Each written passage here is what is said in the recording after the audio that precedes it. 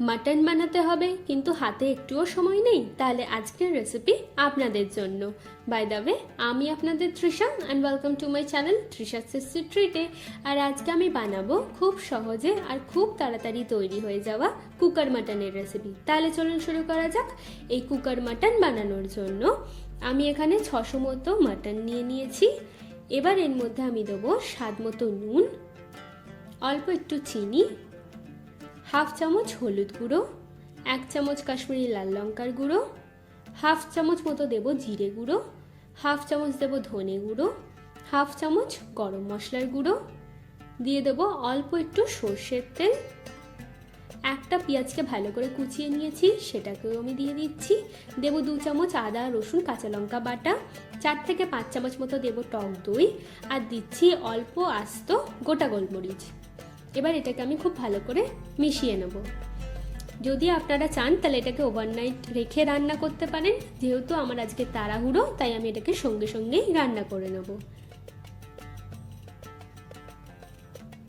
এবার প্রেসার কুকারের মধ্যে আমি প্রথমেই মাটনটাকে দিয়ে দেব, দিয়ে অল্প একটু আমি এটাকে কষিয়ে নিচ্ছি।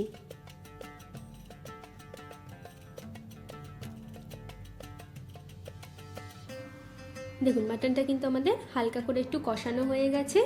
আচ্ছা, এখানে আমি 4 পিস আলু দিচ্ছি। আলুটা অপশনাল, আপনারা দিতেও পারেন না দিতেও পারেন।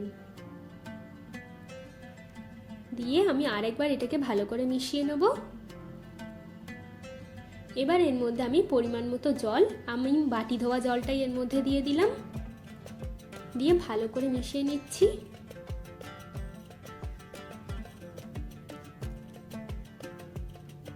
এবার ঢাকনাটাকে বন্ধ করে দেবো, দিয়ে আমি এখানে 3টে সিটি দিয়েছি। আপনারা আপনাদের পরিমাণ মতো বা প্রয়োজন মতো সিটি দিয়ে নেবেন।